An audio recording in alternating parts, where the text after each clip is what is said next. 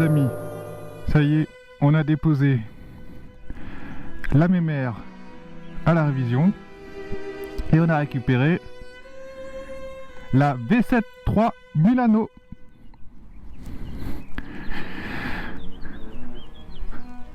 Franchement, en statique, elle est vraiment superbe cette bécane.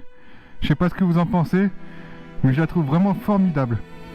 Tous ces chromes, ce côté, ce gris mat profond comme ça, qui est vraiment classe. Avec la boucle arrière là comme ça en chromé pour la poignée passager, les deux pots pareil. On sent que celle-ci elle aspire vraiment le côté classique. Et franchement j'aime beaucoup. Bon allez, on va partir. On va faire une petite balade.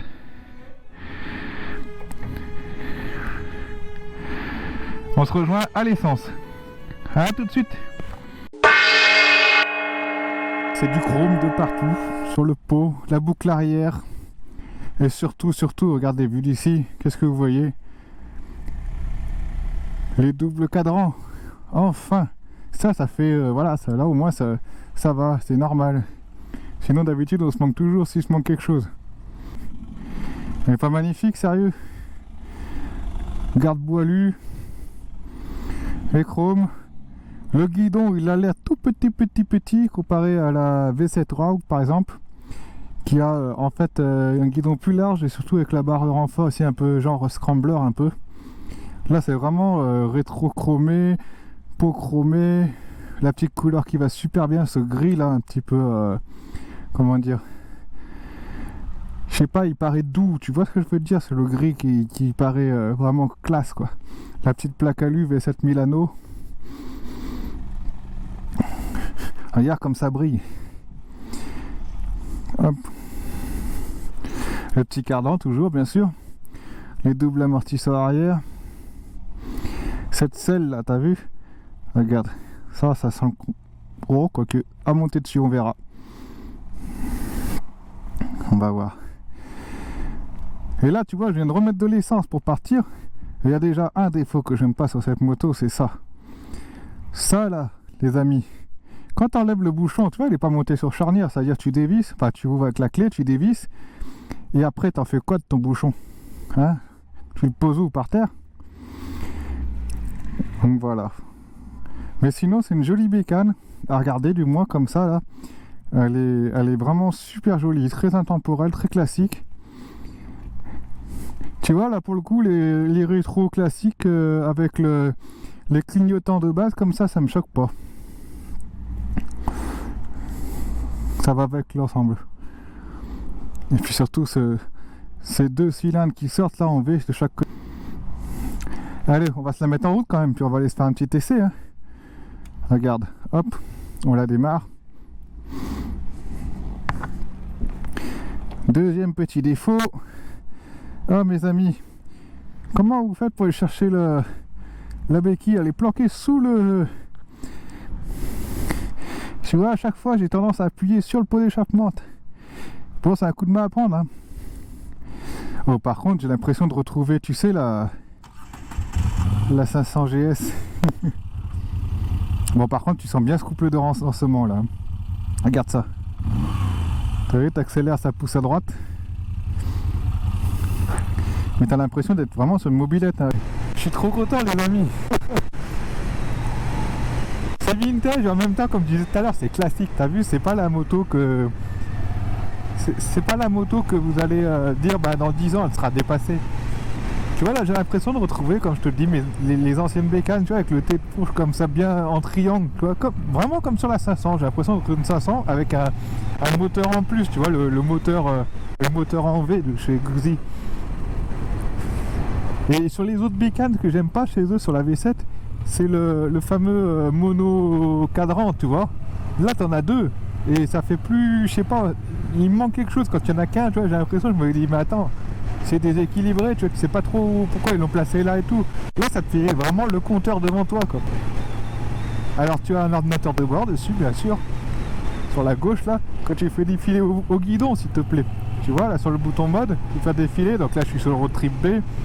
Là ça c'est le temps que tu roules. Là, c'est ta moyenne en km/h, ta moyenne d'essence, ta conso instantanée, la température. Visiblement, c'est température extérieure par contre. 26 degrés, ouais, c'est ça. L'heure, 7h28. L'odomètre. Ah, voilà. Alors, je sais pas en quoi je suis, par contre, j'ai l'impression que je suis en mode route, mais je vous confirmerai ça. Mais en tout cas, peu importe en quoi je suis, franchement, j'ai la banane, quoi. Tu me vois là? Et ben là, en fait, j'ai le sourire dans le casque. Tu sais, le sourire niais que tu as tout seul dans ton casque et que personne te voit, mais tu te dis, s'il y en a un qui me regarde, tu vois, et t'as l'air vraiment débile. Mais en fait, c'est ça, tu vois, t'as la banane et t'es bien sur cette moto. Bon, trop bien, quoi. Tu sais, ils sont super souples. J'ai un bon feeling avec le levier d'embrayage, là, pour le moment. Puis le levier de frein, il est bien dosable. Ah, j'avais pas vu. En fait, tout à l'heure j'étais 4, mais oui, c'est ici, là, c'est ton rapport engagé, s'il vous plaît. Il y a le rapport engagé sur cette bécane. Bon, de toute façon, t'as compris, je vais pas te faire toute la fiche technique, hein, parce que c'est pas le but. Ça, tu vas sur... Enfin bref, sur les journaleux, tu vas trouver. Surtout qu'elle est pas sortie... Enfin, celle-là, c'est une des dernières, que c'est la Milano. Mais la V7 en elle-même, la V7 III, elle date déjà un petit peu maintenant. Mais il la décline dans tous les sens. Et ben là, celle, elle est pas si inconfortable que ça. Par contre, elle laisse remonter les vibrations. J'aurais hésité, tu vois, j'aurais dit ouais, c'est 50 chevaux, ouais, ça fait peu quoi. Mais en fait, si, ça suffit amplement pour ça. Pour rouler comme ça, faire de la petite route, prendre du plaisir. Et tu te poses pas de questions en plus, c'est ça, tu te dis pas, vas-y, je vais faire ma trajectoire de malade en virage. Non, t'arrives, tu prends le virage, tu penches, boum, ça rentre dedans tout seul. Mais tu te poses pas de questions, tu accélères et c'est bon. Tu peux faire, tu sais, les petites courses de Joe Bartim avec tes copains, tu sais. Tu vois la V7, et ben moi je la compare, ouais, comme je te dis, c'est un 700, mais je le compare à un 500 en gros. Et c'est ce qu'il faut faire, faut pas la comparer à une MT-07 ou autre. Et regarde, quoi que, hein, tu veux doubler, hein, ça y va, hein, t'inquiète. Oh là là là là là là. Mais je crois que la vidéo elle sera en 2 parties. Je crois que je vous ferai celle-ci là. Mais là vous aurez le soleil couchant et demain j'essaierai de la reprendre et de vous faire une jolie vidéo, de vous emmener, je sais pas, je vais vous emmener, je pense que je sais où je vais vous emmener. Je vous en dis pas plus, mais je vous emmènerai un petit point de vue sympa. Mais de l'autre côté, pas du côté Lyon et tout. C'est vraiment des petites routes, pas des routes comme ça. Là t'as vu, on est un peu pressé, j'ai 7 heures, faut que je rentre chez moi, j'ai faim en plus. Et ouais, que je t'y crois, un motard qui a faim, ça devient énervé après. Hein.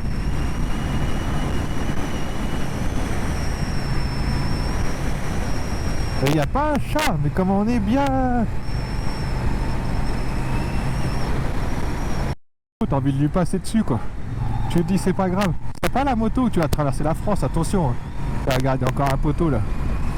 C'est pas la moto où tu vas traverser la France, mais c'est la moto où tu vas prendre ce genre de route, tu vois, les routes un peu viroleuses. Tu vas t'amuser le week-end, tu vas pouvoir aller en ville la semaine, aller au boulot, tu sais, genre si t'as 50 ou 60 bornes à faire, tu peux y aller avec. Et voilà, donc tu fais déjà pas mal de choses avec. Tout avec style en plus. C'est vraiment la moto, tu vois la moto, genre au lieu de prendre ton scooter, t'as vu, si tu oses avoir un scooter. Et ben c'est la moto scooter que j'appellerais ça. Bon, je vais essayer de me taire quelques minutes quand même, ça serait bien, non? Qu'est-ce que vous en pensez? On sort du village, et puis après je vous mets juste pour le plaisir des yeux, je vous mets la petite musique qui va bien. Regarde là-bas à gauche, t'as vu? C'est pas beau ça? Enjoy the ride, comme on dit.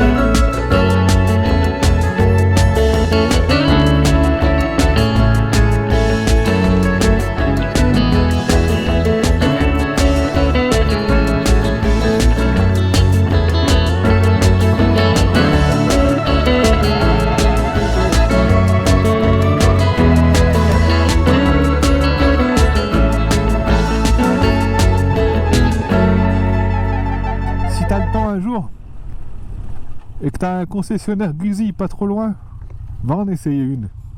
Si t'en as jamais essayé, va essayer une Guzzi, juste pour voir. T'essayes une petite V7. Et enlève tes a priori, tu les laisses de côté, tu vois, tu dis ouais 55 chevaux et tout, laisse-y de côté. Va voir le caractère moteur, va voir la moto, l'esprit que ça a. Et voilà, c'est déjà fini pour cette vidéo. Moi je te dis à très vite pour la seconde partie dédiée au ressenti en duo avec ma jolie passagère. En attendant, je te mets mon Instagram dans la description. Pense à activer la petite cloche, hein, si tu veux pas louper la suite de cette vidéo. Tu sais, c'est la petite cloche qui se trouve là, juste en bas, tu vois. Tu la vois à côté du logo là. Voilà, celle-là, oui, c'est celle-là. Clique dessus, voilà. Et puis bah moi je te laisse avec ma petite voix, hein. Elle aussi elle a plein de choses à te dire, c'est ma petite assistante. Écoute-la bien. Et puis bah moi je te dis à ciao, à plus, V, et sois prudent sur la route. S'il te plaît, je t'en supplie, il faut que tu likes, tu t'abonnes aussi, ça serait cool s'il te plaît. Et n'hésite pas à mettre des commentaires, hein.